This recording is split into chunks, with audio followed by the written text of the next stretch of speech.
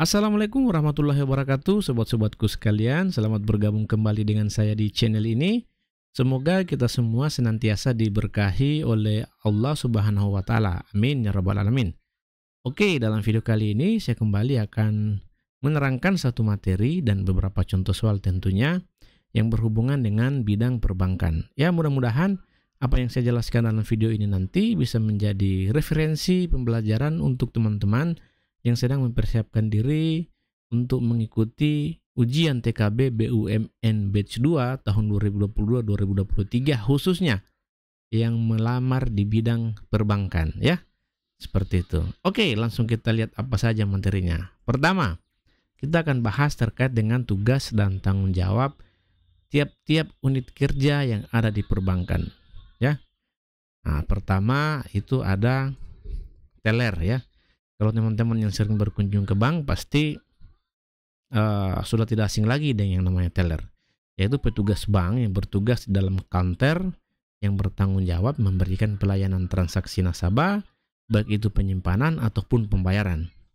Nah, secara spesifik tugas dan tanggung jawab teller itu antara lain, pertama mempromosikan produk lembaga keuangan, kemudian kedua melayani penarikan, transfer, dan penyetoran uang dari pelanggan. Kemudian ketiga, melakukan pemeriksaan kas dan menghitung transaksi harian menggunakan komputer, kalkulator, ataupun mesin penghitung. Keempat, menerima cek dan uang tunai untuk deposit, memverifikasi jumlah, dan memeriksa keakuratan slip setoran. Kelima, memeriksa cek untuk dukungan dan untuk memverifikasi informasi lain seperti tanggal, nama bank, identifikasi orang yang menerima pembayaran, dan legalitas dokumen. Kemudian yang terakhir, memproses transaksi seperti deposito, kontribusi rencana tabungan pensiun, transaksi teller otomatis, dan deposit email. Jadi itu tugas seorang teller. Jadi kalau misalnya ada pertanyaan terkait dengan teller, apa tugas dan tanggung jawabnya, mudah-mudahan setelah menonton video ini teman-teman sudah bisa memberikan jawabannya. Oke, yang kedua kita akan lihat customer service. Nah, customer service ini adalah petugas bank yang bertugas memberikan sosialisasi pada nasabah ataupun calon nasabah terkait produk dari bank. Lebih spesifik, tugas dan tanggung jawabnya itu antara lain memberikan layanan yang berhubungan erat dengan keuangan, memberikan solusi perihal permasalahan produk layanan yang dialami pihak nasabah, membuat berbagai jenis administrasi seperti mencetak buku tabungan, mencetak produk lain, giro, atau yang lainnya. Kemudian memberikan penawaran terhadap produk yang dimiliki kepada nasabah, serta menginformasikan kepada customer perihal layanan yang dimiliki pihak bank tersebut. Nah, setelah kita memahami tugas dan tanggung jawab dari customer service ini, tentunya kita sudah bisa punya gambaran pada saat kita nanti mengikuti tes kompetensi bidang khususnya yang melamar di bidang customer service. Selanjutnya ada unit kerja yang disebut sebagai staff back office. Nah, ini adalah petugas bank yang bertugas mengurusi pembukuan atau hal-hal lain yang sifatnya administratif. Tugas dan tanggung jawabnya secara spesifik ini ada banyak ya, beberapa diantaranya misalnya memonitoring produk kurang laku untuk diganti, memonitoring stok barang yang akan habis dan kadaluarsa, bertanggung jawab atas pengurusan berkas pembelian dan lain sebagainya. Jadi tinggal dibaca saja saya kira. Nah, setelah kita memahami ini tentunya kita sudah bisa punya gambaran lagi terkait dengan tugas dan tanggung jawab dari staff back office. Selanjutnya ada posisi atau unit kerja yang disebut sebagai account officer atau biasa disebut mantri. Ini adalah petugas bank yang berperan sebagai sales atau marketing. Tugas dan tanggung jawabnya secara spesifik, ini pertama mengenalkan produk ke konsumen, kemudian memfollow up atau menjaga hubungan baik terhadap klien baru ataupun yang sudah menjadi klien. Ketiga, berkoordinasi dengan marketing, kemudian empat, melakukan analisis kelayakan dari konsumen yang sedang mengajukan kredit, kemudian kelima, membuat laporan mingguan ataupun bulanan mengenai klien yang ditanganinya. Kemudian ada lagi unit kerja yang biasa disebut sebagai sales officer. Nah, ini dia tugasnya itu yang lekat dengan penjualan produk perbankan seperti mikrokredit, kartu kredit, hingga KPR. Lebih spesifik, tugas dan tanggung jawabnya itu diantara lain misalnya mengelola penjualan produk keuangan, melakukan penilaian terhadap layak tidaknya calon nasabah untuk mendapatkan pembiayaan dari lembaga keuangan, melakukan monitoring terhadap pembiayaan kredit nasabah, dan lain sebagainya.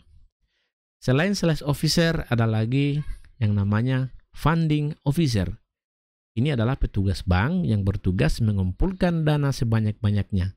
Dana ini nanti yang akan diputar oleh pihak bank untuk disalurkan sebagai kredit kepada nasabah. Tugas dan tanggung jawabnya banyak juga. Salah satunya mempromosikan dan memasarkan produk bank, membuka rekening tabungan baru atau akuisis, mencari dan mengajak nasabah untuk melakukan top up dan lain sebagainya. Ya. Kemudian ada lagi unit kerja yang disebut sebagai auditor. Ini adalah petugas bank yang bertugas untuk memastikan apakah kerja karyawan sesuai dengan prosedur atau tidak. Lebih spesifik, tugas dan tanggung jawabnya itu adalah: pertama, merencanakan, mengendalikan, dan mencatat setiap pekerjaannya. Kemudian kedua, memahami sistem akuntansi. Ketiga, mendapatkan bukti audit agar mampu memberikan kesimpulan secara rasional. 4, memastikan dan mengevaluasi pengendalian intern serta melakukan compliance test. Kelima, meninjau ulang laporan keuangan yang relevan. Nah, kemudian selain ini ada lagi unit kerja yang bisa disebut sebagai asisten kredit standar. Ini adalah petugas bank yang bertugas untuk membantu manajer kredit dalam supporting day-to-day task seperti credit analyst dan membantu anggota kredit pada departemen lainnya untuk melakukan berbagai aktivitas pemasaran, analisis kelayakan usaha, hingga menjaga kualitas produk kredit di bank. Apa saja tugasnya? Ada beberapa tugas dari asisten kredit standar.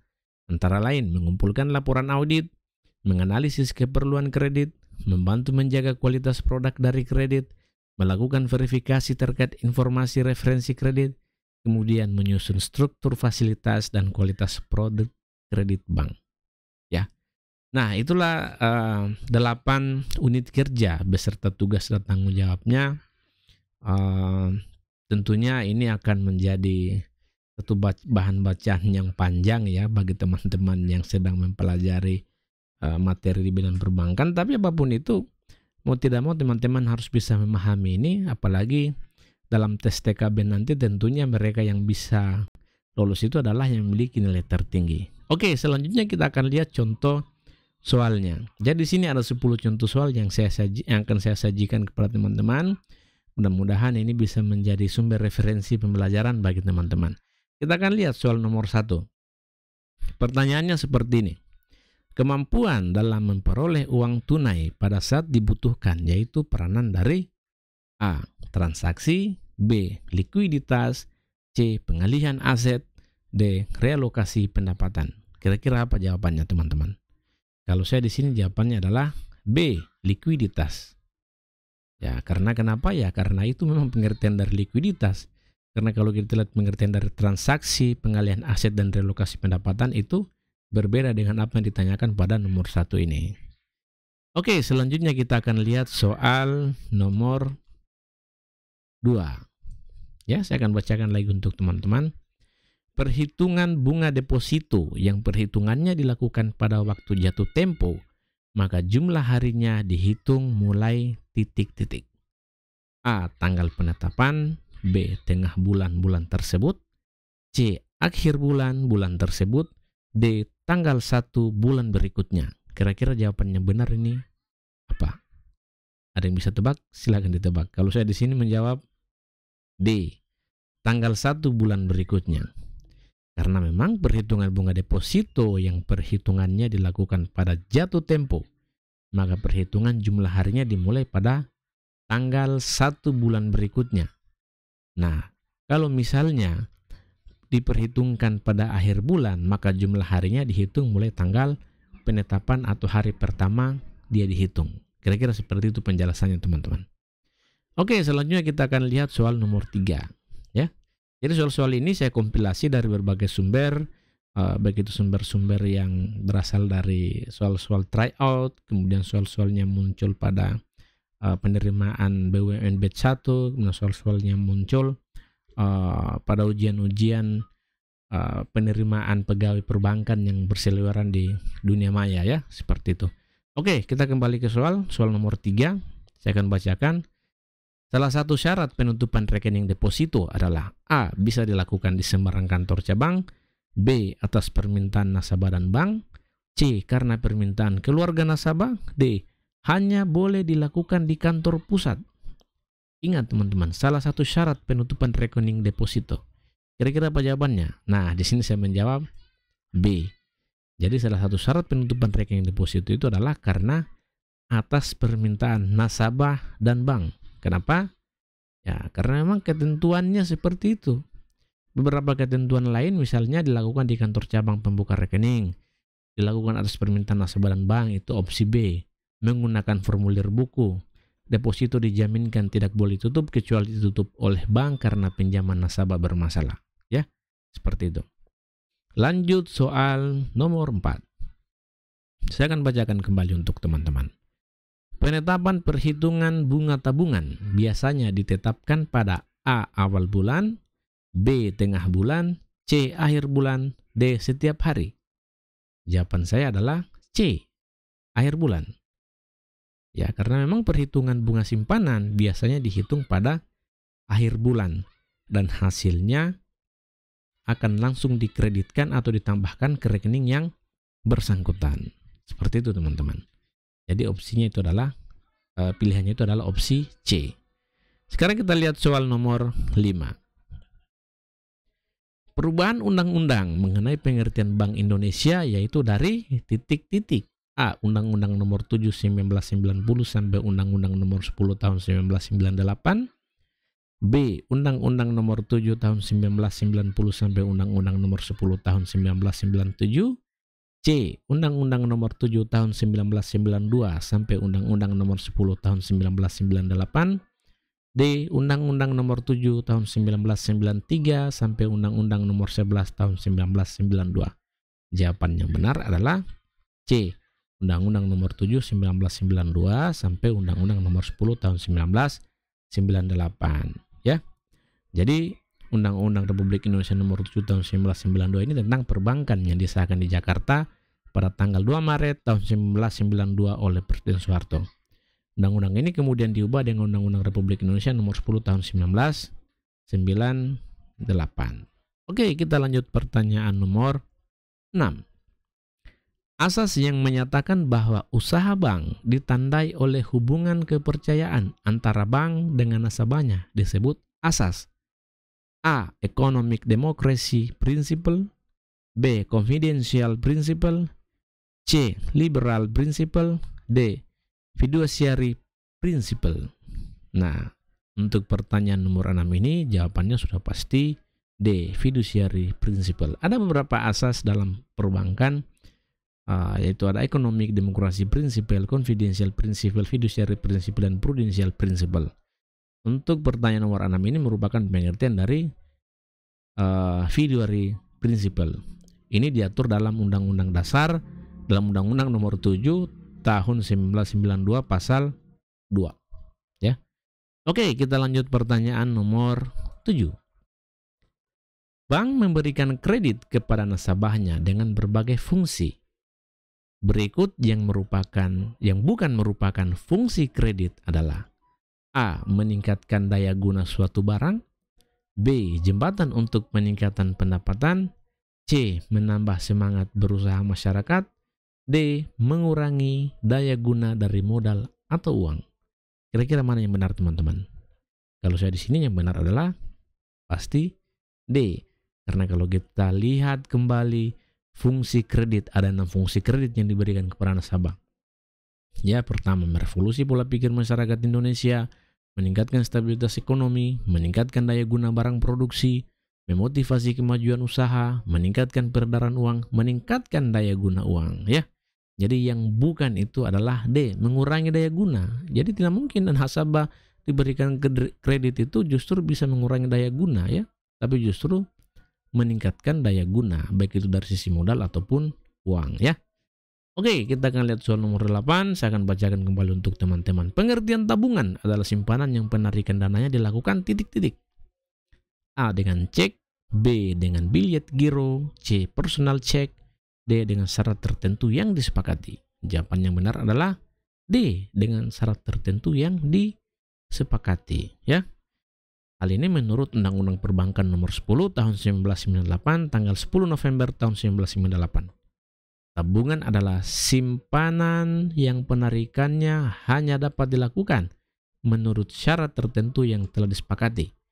Tidak dapat ditarik dengan cek, giro biljet, atau alat lain yang dipersamakan dengan itu. Jadi dia mengacu pada Undang-Undang Perbankan Nomor 10 Tahun 1998. Ya, jadi pengertian tabungan ini tidak sembarang didefinisikan. Ada undang-undangnya. Tidak sembarang kita bisa menarik dana, ya. Oke, soal nomor 9. Pengertian giro dalam perbankan adalah A. Simpanan yang dapat ditarik sewaktu-waktu, B. Bisa berupa cek, biljet giro, dan lain-lain, C. Simpanan dengan bunga yang sangat kecil, D. Sama dengan uang yang kita pegang sehari-hari. Jawaban yang benar adalah B. Bisa berupa cek, biljet giro, dan lain-lain. Ini juga diatur dalam Undang-Undang Perbankan Nomor 10 Tahun 1998, tanggal 10 November tahun 1998, di mana disebutkan bahwa giro adalah simpanan yang penarikannya dapat dilakukan setiap saat dengan menggunakan cek, biljet giro, sarana pemerintah pembayaran lainnya, atau dengan perintah pemindah bukuan. Oke? Sudah bisa dipahami? Kita lanjut soal nomor 10. Soal terakhir. Pengertian cek mundur adalah A. Cek yang pada pojok kiri atas diberi tanda silang, B. Cek yang dananya tidak tersedia dalam rekening giro, C. Cek yang tanggalnya diberi tanggal mundur dari sekarang, D. Cek yang diterbitkan atas nama seseorang. Kira-kira jawaban tepat adalah apa? Jawabannya adalah C. Cek yang tanggalnya diberi tanggal mundur dari sekarang. Nah, kenapa? Ya karena memang seperti itu. Cek mundur, namanya cek mundur ya. Jadi merupakan cek yang diberi tanggal mundur dari tanggal sekarang. Misalnya hari ini tanggal 7 November tahun 2022, tapi tanggal yang ada dalam cek itu tanggal 15 November tahun 2022. Maka dana yang tersebut dalam cek yang dimaksud dapat dicairkan pada tanggal 15 November tahun 2022 tadi. Oke, sekira itu saja beberapa pertanyaan. Ya, ini pertanyaan-pertanyaan yang saya muat dalam video ini adalah pertanyaan-pertanyaan yang saya anggap agak rumit ya, karena kalau pertanyaan-pertanyaan yang lain setelah saya baca-baca dari berbagai sumber referensi itu agak gampang karena menyangkut hal-hal yang basic dari perbankan. Oke teman-teman, ingatlah bahwa impianmu dan perjuangkanlah untuk itu. Kamu harus tahu apa yang kamu inginkan dari kehidupan. Hanya ada satu hal yang membuat impianmu menjadi mustahil, yaitu ketakutan akan kegagalan. Jadi untuk teman-teman yang akan mengikuti TKB, khususnya yang melamar di bidang perbankan, saya doakan mudah-mudahan diberikan kemudahan, diberikan ketenangan dalam menjawab soal sehingga bisa memperoleh nilai tertinggi dan nilai terbaik, sehingga akhirnya bisa mencapai apa yang dicita-citakan. Akhirnya saya ingin mengucapkan wabillahi taufiq wal hidayah. Wassalamualaikum warahmatullahi wabarakatuh. Terima kasih telah menonton video ini sampai akhir. Jangan lupa untuk berdoa, karena hanya doa yang bisa mengubah takdir teman-teman selain usaha yang kuat tentunya. Sampai ketemu lagi di video selanjutnya.